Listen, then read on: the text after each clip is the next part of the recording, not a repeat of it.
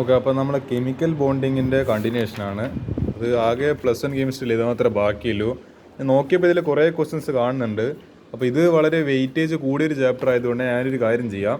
കാരണം ഇത് എന്താണ്, ഓർഗാനിക് കെമിസ്ട്രിയിലടക്കം ഓർഗാനിക് കെമിസ്ട്രിൻ്റെ എന്താണ് തറക്കല്ലാണ്, ഫൗണ്ടേഷനാണ്. അപ്പോൾ എന്തുകൊണ്ടും സ്കിപ്പ് ചെയ്യാൻ പറ്റാത്ത ചാപ്റ്റർ ആയതുകൊണ്ട് തന്നെ നമുക്ക് എന്ത് ചെയ്യാം. കാരണം ഇത് നിങ്ങൾ ഇവിടുന്ന് മനസ്സിലാക്കിയിട്ടില്ലെങ്കിൽ ഓർഗാനിക് കെമിസ്ട്രി അങ്ങെത്തുമ്പോൾ കംപ്ലീറ്റ് പോയി.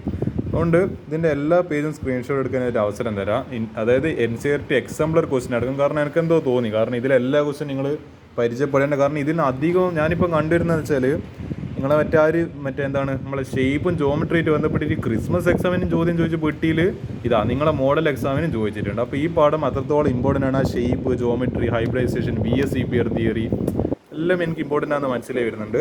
ഇത് നിങ്ങളൊരു കാര്യം ചെയ്ത് പേജ് ഫുള്ള് സ്ക്രീൻഷോട്ട് എടുക്കാം. ഈ ഒരു പേജും കംപ്ലീറ്റ് സ്ക്രീൻഷോട്ട് എടുക്കാവുന്നതാണ്. ഈ ഒരു പേജും ഫുൾ സ്ക്രീൻഷോട്ട് എടുക്കാം. കണ്ട, ഇതെല്ലാം മറ്റേ ഷേപ്പാണ്. അപ്പോൾ ഇതെല്ലാം നിങ്ങൾ മനസ്സിലാക്കേണ്ട കാര്യമെന്ന് മനസ്സിലായല്ലോ. അപ്പോൾ ഇത് കംപ്ലീറ്റ് സ്ക്രീൻഷോട്ട് എടുക്കാം. കണ്ട, ഇവിടെ trigonal, bipyramidal, tetrahedral, trigonal, planar എന്നെല്ലാം ലീനിയർ.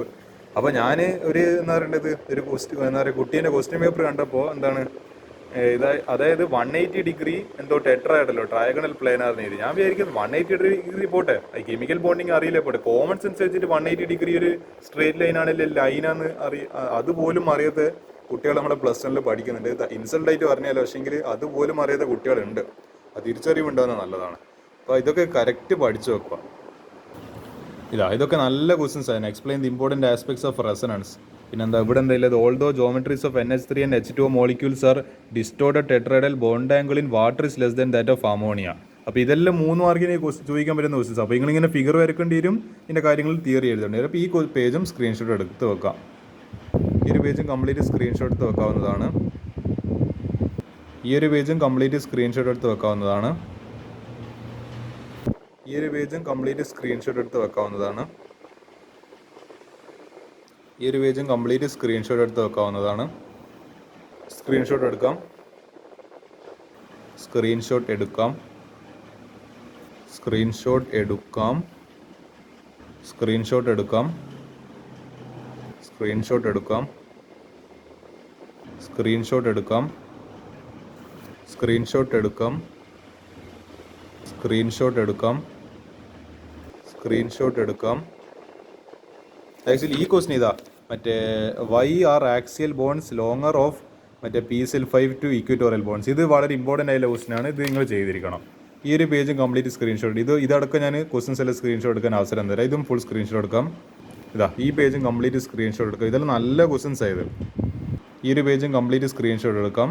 ഇതെല്ലാം മറ്റേ ഷേപ്പുമായിട്ട് ബന്ധപ്പെട്ടില്ല ക്വസ്റ്റ്യൻ. നിങ്ങളെ ആ ഷേപ്പുമായിട്ട് ബന്ധപ്പെട്ടില്ല എല്ലാ സംശയങ്ങളും കംപ്ലീറ്റ് എന്താണ് മാറി കിട്ടണമെന്നില്ല എനിക്ക് വാശിയാണ്. അതുകൊണ്ട് എല്ലാ പേജസും ഞാൻ സ്ക്രീൻഷോട്ട് എടുക്കാൻ പറയുന്നത്.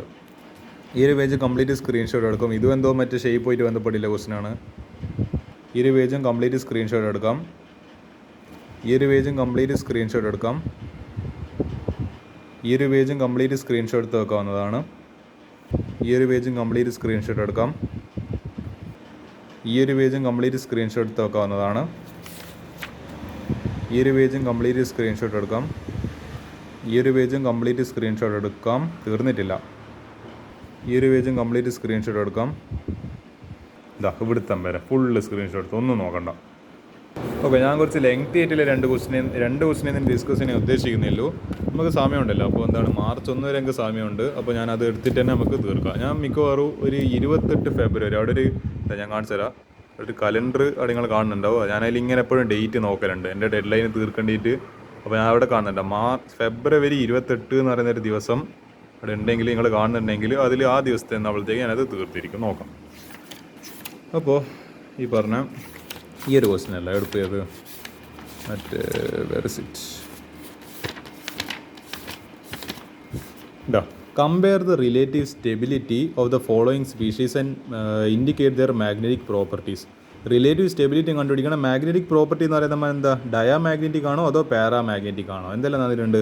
ഓക്സിജൻ O2+, O2-, ഇതിനെ സൂപ്പർ ഓക്സൈഡ് എന്ന് പറയാം. O2 എന്താണ് പെറോക്സൈഡ് എന്ന് പറയാം. അതായത് H2O2 എന്നെല്ലാം പറയുന്ന സാധനമല്ല. അപ്പോൾ ആക്ച്വലി ഇതെന്തിലാണ് നിൽക്കുക? ഈ പറഞ്ഞ -1 സ്റ്റേറ്റിലാക്കും. ഇത് +1, ഇത് -1. ഇപ്പോൾ ടോട്ടൽ ചാർജ് -2 അങ്ങനെയാണ് നിൽക്കുന്നത്. അപ്പോൾ bond order is directly proportional to stability, so calculate bond order. അപ്പോൾ ബോണ്ട് ഓർഡർ കൂടുന്തോറും ഇതിൻ്റെ സ്റ്റെബിലിറ്റി കൂടും. അതേപോലെ എന്താണ്, എല്ലാ ഇലക്ട്രോൺസ് പെയർഡ് ആണെങ്കിൽ അത് ഡയാമാഗ്നറ്റിക് ആണ്. ഇപ്പോൾ 4 അതിപ്പോൾ എന്താണ് നമ്മളെ ഡിൻ്റെ സബ്ഷെൽ എടുക്കുകയാണെങ്കിൽ 1, 2 ഇങ്ങനെയെല്ലാം ആക്ച്വലി ഞാൻ എഴുതേണ്ടത്. പക്ഷേ ഇങ്ങനെ ആണെങ്കിൽ ഇത് പെയർഡ് ആണ്, അല്ല ഇത് ഡയാമാഗ്നറ്റിക് ആണ്. ഇപ്പോൾ നമ്മളെ മാംഗനീസിൻ്റെ കേസ് എടുക്കുക, Mn2+ കേസ് എടുക്കുമ്പോൾ 4s2 എന്താവും, അതായത് Mn2+ എന്ന് പറയുമ്പോൾ എന്താണ് 4s2 3d5 ആണ് നമ്മളെ മാംഗനീസിൻ്റെ. അപ്പോൾ ഈ 2 ഇലക്ട്രോൺസ് പോയി 3d5. അപ്പോൾ 1, 2, 3, 4, 5 ഇവിടെ 5 അൺപെയർഡ് ഇലക്ട്രോൺ. അപ്പോൾ എന്താ ഇയാൾ പാരാമാഗ്നറ്റിക് ആണ്. അപ്പോൾ ഇതാണ് നമ്മൾ നോക്കേണ്ടത്. അപ്പോൾ ഒരു കാര്യം ചെയ്യുക, ഈ ഓക്സിജനിൽ ഒരു ഓക്സിജനിൽ 8 ഇലക്ട്രോൺസ് ഉണ്ട്, 2 ഓക്സിജനിൽ 16 ഇലക്ട്രോൺസ് ഉണ്ട്. അപ്പോൾ നമ്മൾ ഈ മോളിക്കുലർ ഓർബിറ്റൽ തിയറീൻ്റെ കോൺഫിഗറേഷൻ വെച്ചിട്ട് എങ്ങനെ എഴുതുക, σ1s2 σ*1s2 σ2s2 σ*2s2 2 2 2 8 electrons ആയ σ2pz. കാരണം എന്താ ഇവിടെ എന്താ σ2pz വരാൻ കാരണം ഇവിടെ ഇതെന്താണ് നൈട്രജനെക്കാട്ടും, നൈട്രജൻ എന്ന് പറയുമ്പോൾ 14 ഇലക്ട്രോൺ സ്പീഷീസ് ആയിരുന്നു N2 എന്ന് പറയുന്നത്. ഈ 14 ഇലക്ട്രോൺ സ്പീഷീസിനെക്കാട്ടും ഗ്രേറ്റർ വരുന്ന ആൾക്കാർ എന്ത് എഴുതണം, അതിൻ്റെ ഓട്ടം ഒന്ന് ചെറുതായിട്ട് തിരിച്ചു കൊടുക്കണം നമ്മൾ. അപ്പോൾ എന്താ σ2pz. അപ്പോൾ ഇത് എത്ര ഇലക്ട്രോൺസ്, 10 ഇലക്ട്രോൺസ് ആയി. π2px = π2py 2 12 14. പിന്നെ എന്താ π*2px = π*2py 1 1 വീതം. അപ്പോൾ നിങ്ങൾക്ക് ഇവിടെ കാണുന്നുണ്ടല്ലോ, ഇവിടെ 2 അൺപെയർഡ് ഇലക്ട്രോൺസ് ആണല്ലോ. അപ്പോൾ ഇതെന്താ ഇറ്റ് ഇസ് എന്താണ് പാരാമാഗ്നറ്റിക് കോമ്പൗണ്ട്. ബോണ്ട് ഓർഡർ എങ്ങനെ കാണുക, ഈ പറഞ്ഞ ഈ സ്റ്റാർ ഇട്ട സാധനങ്ങളല്ലോ ഈ Na എന്ന് പറയുന്ന ആൾക്കാർ. അതേപോലെ സ്റ്റാർ ഇടാത്ത സാധനങ്ങൾ എന്താണ് ഈ പറഞ്ഞ എന്താണ് Nb എന്ന് പറയുന്ന ആൾക്കാർ. അതായത് ബോണ്ടിങ് ഈ പറഞ്ഞ എന്താണ് ബോണ്ടിങ് മോളിക്കുലർ ഓർബിറ്റൽസ് മൈനസ് എന്താണ് നോൺ ബോണ്ടിങ് അല്ലെങ്കിൽ anti bonding molecular orbital Nb - Na. അപ്പോൾ ½ × Nb ഇവിടെ എത്ര ഉണ്ട്, σ1s2 2 4 6 8 10 മൈനസ് ഈ സ്റ്റാറിൽ എത്ര കളർ ഉണ്ട്, 2 4 2 4 5 6. അപ്പോൾ ½ × 10 - 6 4/2 2.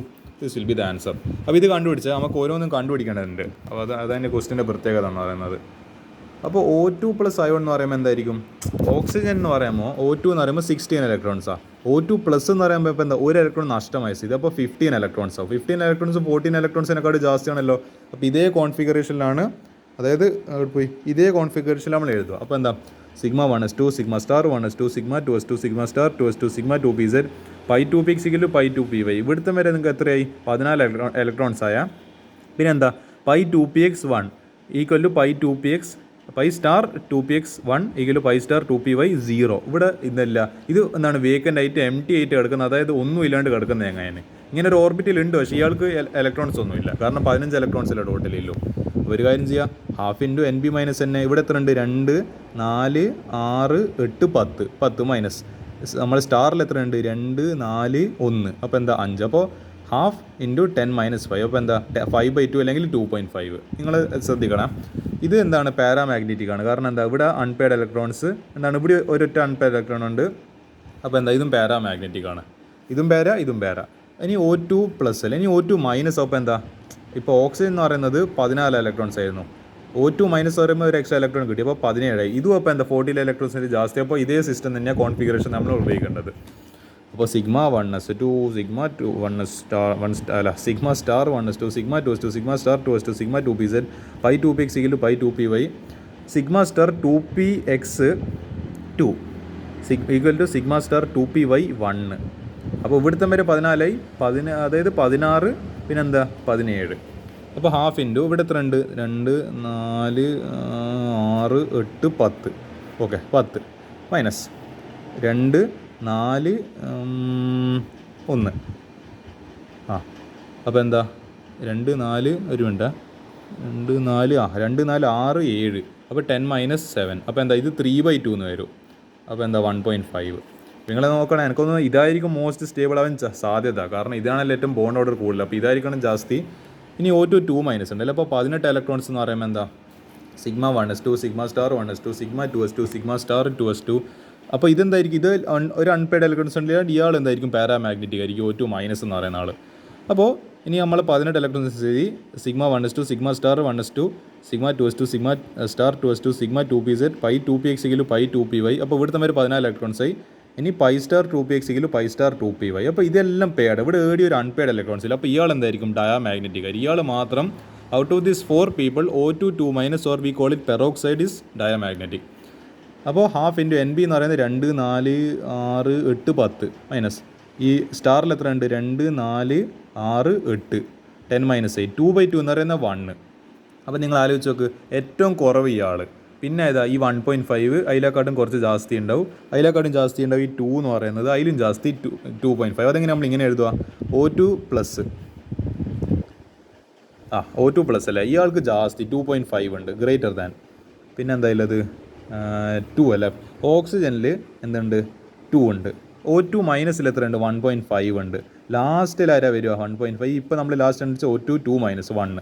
This will be the final answer. ഇങ്ങനെയാണ് ഈ ക്വസ്റ്റ്യൻ ചെയ്യുക. ഇതാണ് നിങ്ങൾ മനസ്സിലാക്കേണ്ടത്. ഓക്കെ, ഈ ഒരു ക്വസ്റ്റ്യൻ കൂടി ചെയ്യുക. ഞാനിതിങ്ങനെ വിചാരിക്കുമായിരുന്നു ഈ ക്വസ്റ്റ്യൻ ചെയ്യണമല്ലോ എന്നുള്ളത്. Question number 38. Describe the hybridization in case of PCl5. Why are the axial bonds? അതിൽ എന്തുണ്ട്? ഈ PCl5ൽ 2 തരം ബോൺസ് ഉണ്ട്. ഒന്ന് ആക്സിയൽ ബോണ്ടും ഒന്ന് ഇക്വിറ്റോറിയൽ ബോണ്ടും. എന്തുകൊണ്ടാണ് ഈ ആക്സിയൽ ബോണ്ട് ലെങ്ത് ജാസ്തി അല്ലെങ്കിൽ അതിൻ്റെ ബോണ്ട് ലെങ്ത് കൂടുതൽ എന്തുകൊണ്ടാണെന്ന് ചോദിക്കുന്നത്? ആദ്യം നമ്മൾ കണ്ടുപിടിക്കേണ്ടത്, ഹൈബ്രിഡൈസേഷൻ കണ്ടുപിടിക്കണമെങ്കിൽ അതായത് അൺപെയ്ഡ് ഇലക്ട്രോൺസ് വേണം. അത് കണ്ടുപിടിക്കണമല്ലോ. നമുക്കറിയാം ഗ്രൗണ്ട് സ്റ്റേറ്റിൽ ഫോസ്ഫറസ് ആറ്റോമിക് നമ്പർ 15 ആണ്. നമുക്ക് കോൺഫിഗറേഷൻ ചെയ്ത സമയത്ത് 1s2 2s2 2p6. ഇവിടുത്തെ വരെ 3 4 10 3s2 3p3. അപ്പോൾ എന്താ 3s2 3p3 നിൽക്കുന്നത്. അതായത് ഈ 3s2 എന്ന് പറയുമ്പോൾ 2 ഇലക്ട്രോൺസ്, 3p3 എന്ന് പറയുമ്പോൾ അതായത് പി സബ്ഷെല്ലിന് എത്ര ഉണ്ട്? 3 ഓർബിറ്റൽസ് ഉള്ളത്. അപ്പോൾ എന്താ 1 2 3. 3D എത്ര ഉണ്ട്? 5 പെട്ടികളുണ്ട്. ഇതിന് പിന് 3 പെട്ടികൾ, എസിന് 1 പെട്ടി. ഇത് എന്താണ്? 3s2 3p5 3D എന്താണ് 0, 3D 0 ആണ്. ഒരു കാര്യം ചെയ്ത് ഈ പീനെ നമ്മൾ എക്സൈറ്റ് ചെയ്യിപ്പിച്ച്, അപ്പോൾ എന്താ ഈ ഇലക്ട്രോൺസിന് ചാടി ഒരു ഇലക്ട്രോൺ ഇവിടെ ഈ 3sലുള്ള ഒരു ഇലക്ട്രോൺ നേരെ ചാടിയിട്ട് ഇവിടെ കയറിപ്പോയി. ഇതിൻ്റെ എന്താണ് നമ്മളെ 3Dൻ്റെ കോട്ടയിലേക്ക് അല്ല അയാൾ എന്താണ് ഏരിയയിലേക്ക് ഇറങ്ങി. അപ്പോൾ ഇയാൾ ഇവിടെ ഒരു ഇലക്ട്രോണായി. Formation of PCl5. അപ്പോൾ എന്താ സംഭവിക്കുന്നത്? sp3 hybrid orbitals filled by electrons donated by 5 Cl atoms. 1 2 3 4 5. അപ്പോൾ എന്തുണ്ട്? 5 Cl മൈനസ് 1. അപ്പോൾ എന്താ 5 ഇലക്ട്രോൺസ് എന്ന് പറയുമ്പോൾ Cl minus Cl minus Cl minus Cl minus. അപ്പോൾ എന്തായി?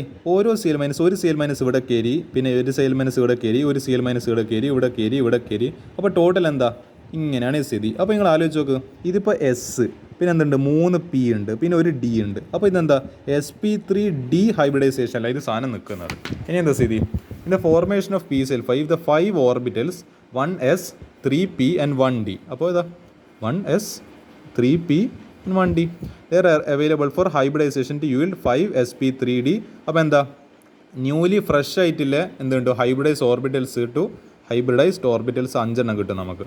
These 5 sp3d hybridized orbitals are directed towards 5 corners of a trigonal bipyramidal shape. ഇയാളുടെ shape എങ്ങനെ? ഒരു ട്രയാഗണൽ ബൈപിറാമിഡൽ ഷേപ്പിലാണ് നിൽക്കുക. അപ്പോൾ ഫോസ്ഫറസ് നടുക്ക് എന്താണ്? ഇതിങ്ങനെ 2 ക്ലോറിന് ഇങ്ങനെ വലിക്കുന്നുണ്ട്. അതേപോലെ എന്താ? ഇതാണ് ഞാൻ ആക്ച്വലി പറഞ്ഞ ഇക്വിറ്റോറിയൽ ബോൺസ്. ഈ 2 ആക്സിയൽ ബോൺസ്, ഈ 3 ഞാൻ ഈ ഇപ്പം വരച്ച 3 ഇക്വിറ്റോറിയൽ ബോൺസ്. നിങ്ങൾ ആലോചിച്ച് നോക്കുക എന്തുകൊണ്ടായിരിക്കും ഇത് ഇക്വിറ്റോറിയൽ ആയത്? ഇത് നോക്കി, ഈ ആംഗിൾ നോക്കി നിങ്ങൾ 90 ഡിഗ്രി. ഇക്വിറ്റോറിയൽ എന്ന് പറയുമ്പോൾ തന്നെ ഇറ്റ് മീൻസ് 90 ഡിഗ്രി. ഇതും 90 ഡിഗ്രി. അതുകൊണ്ടാണ് ഈ 3 ഇക്വിറ്റോറിയൽ ബോൺസ് ആയത്.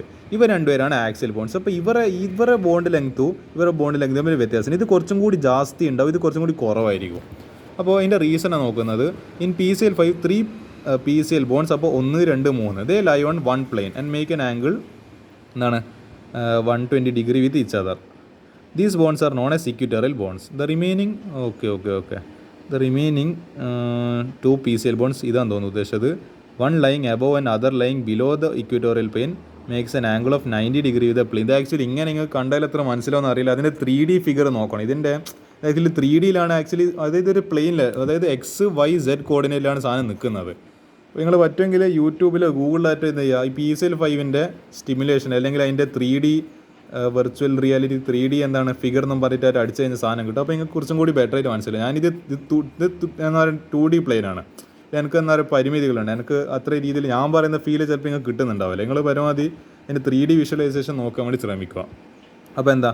These bonds are known as axial bonds. Axial PCl bonds are longer than equatorial PCl bonds. ഇതിന് റീസൺ ആണ് പറയുന്നത്. നിങ്ങൾ ഇത്ര വലിയ കാര്യമൊന്നും എഴുതി കൊടുക്കേണ്ട ആവശ്യമില്ല. ജസ്റ്റ് ഇതിന് റീസൺ എഴുതിയത്. ഇതെന്താ?